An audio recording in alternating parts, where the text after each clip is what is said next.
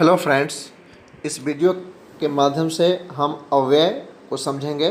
अव्यय के भेदों में क्रिया विशेषण के कार्य, परिभाषा और भेद को जानेंगे। आइए सबसे पहले हम अव्यय को समझते हैं। अव्यय अधन व्यय अर्थात जिसका कोई व्यय न हो। इसकी परिभाषा में अव्यय या विकारी उन शब्दों को कहते हैं जिनमें लिंग, वचन, पुरुष, काल, कारक आदि के कारण कभी कोई परिवर्तन नहीं होता। जैसे बहुत, भारी, यहाँ वहाँ, आगे पीछे, और, तथा, लेकिन, परंतु, वाह, धन्यवाद आदि ऐसे बहुत सारे शब्द हैं। उदाहरण में लेते हैं, वह बहुत खाता है। यहाँ वह अन्य पुरुष एक वचन, खाता है पुल्लिंग है। तुम लोग बहुत खाती हो, तुम लोग खाती हो मध्यम पुरुष बहुवचन स्त्रीलिंग है। यहाँ दूसरे वाक्य के लिंग, वचन और पुरुष में अंतर आने से सभी शब्दों के लिंग, वचन और पुरुष में अंतर, परिवर्तन या विकार उत्पन्न हुआ। अतः ये विकारी शब्द हैं, अर्थात जिसमें कोई विकार उत्पन्न हो वह विकारी शब्द है, और जिसमें कोई विकार उत्पन्न न हो, जैसे यहाँ बहुत शब्द में कोई विकार उत्पन्न नहीं हुआ, इसलिए बहुत शब्द विकारी शब्द नहीं बल्कि अविकारी या अव्यय है, क्योंकि इसमें कोई विकार उत्पन्न नहीं हुआ है। आगे आइए हम देखते हैं अव्यय के भेद। अव्यय के 4 भेद हैं। क्रिया विशेषण, जिसको इंग्लिश में एडवर्ब कहते हैं, संबंध बोधक, को इंग्लिश में प्रीपोजिशन कहते हैं, समुच्चय बोधक, जिसको इंग्लिश में कंजक्शन कहते हैं, और विस्मयादि बोधक, जिसे हम इंग्लिश में इंटरजेक्शन कहते हैं। अब बच्चों, हम इस वीडियो में सिर्फ क्रिया विशेषण को ही जानेंगे और समझेंगे। क्रिया विशेषण क्रिया की विशेषता बतलाने वाले शब्दों को क्रिया विशेषण कहते हैं। जैसे यहाँ, वहाँ, अब, अभी, ऐसे, वैसे, बहुत, बड़ा, क्यों आदि, ये सब क्रिया विशेषण है। उदाहरण, राम अब खा रहा है। अब क्रिया विशेषण है। यहाँ अब शब्द क्रिया विशेषण है क्योंकि यह खा रहा है क्रिया की विशेषता बतलाता है। क्रिया विशेषण के कार्य, क्रिया विशेषण के निम्नलिखित प्रमुख कार्य है। क्रिया विशेषण क्रिया की विशेषता बतलाता है। उदाहरण में है, मोहन तेज दौड़ता है। यहाँ तेज, वह धीरे धीरे चलता है। धीरे धीरे, दोनों ही शब्द जो है क्रिया की विशेषता बतलाता है। क्रिया विशेषण क्रिया के स्थान की स्थिति एवं दिशा का बोध कराता है। जैसे सड़क के बाएं चलो, यहाँ दिशा का बोध है। तीसरा, क्रिया विशेषण क्रिया के समय, अवधि आदि का बोध कराता है। जैसे गीता कल आएगी, ये समय का बोध कराया। मैं दिन भर चलता रहा, यह अवधि का बोध कराया। अवधि पार्टिकुलर पीरियड्स को कहते हैं, एक निर्धारित समय को कहते हैं। क्रिया विशेषण क्रिया के प्रकार, निश्चय, अनिश्चय, स्वीकार, निषेध आदि का बोध कराता है। जैसे वहाँ नहीं बैठो, ये निषेध का बोध करा दिया।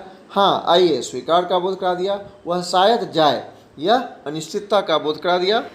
अब 5वां है, क्रिया विशेषण क्रिया की न्यूनता, अधिकता, तुलना आदि का बोध कराता है। जैसे वह थोड़ा खाता है, इसमें न्यूनता है, मैं बहुत पढ़ता हूँ, यह अधिकता है आदि। आगे है क्रिया विशेषण के भेद। क्रिया विशेषण के मुख्यतः 4 भेद हैं। स्थानवाचक क्रिया विशेषण, कालवाचक क्रिया विशेषण, रीतिवाचक क्रिया विशेषण और परिमाणवाचक क्रिया विशेषण। आइए हम स्थानवाचक क्रिया विशेषण को समझते हैं। जो शब्द क्रिया के स्थान की स्थिति एवं दिशा का बोध कराए उसे स्थानवाचक क्रिया विशेषण कहते हैं। जैसे यहाँ, वहाँ, यहीं, वहीं, बाहर, भीतर, इधर, उधर, किधर, पास, दूर, दाएं, बाएं, आगे, पीछे, ऊपर, नीचे, की तरफ, की ओर आदि। उदाहरण में है, वह यहाँ रहता है। यहाँ स्थान की स्थिति का बोध करा दिया।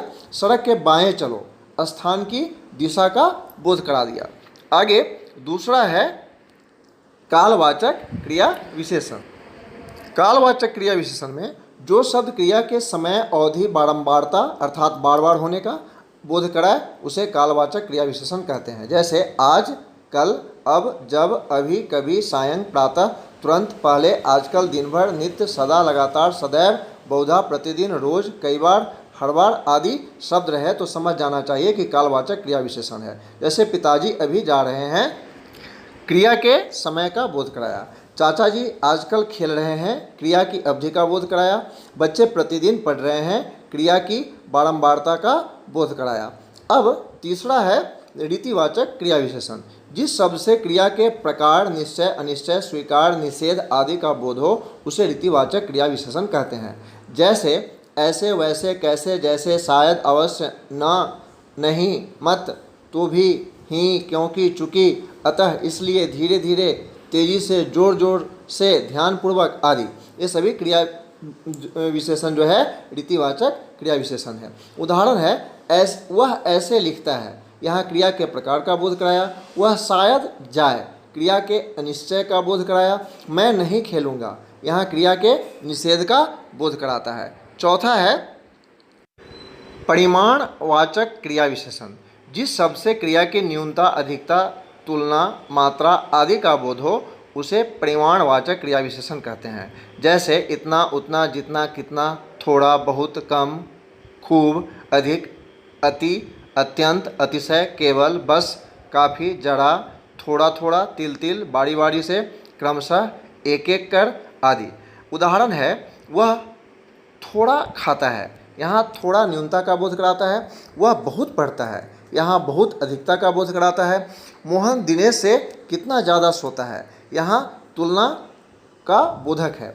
आगे बच्चों हम समझते हैं कि आपको क्रिया विशेषण समझ में आ गई होगी। तो इसी के साथ यह वीडियो समाप्त होता है। फिर दूसरे वीडियो में धन्यवाद।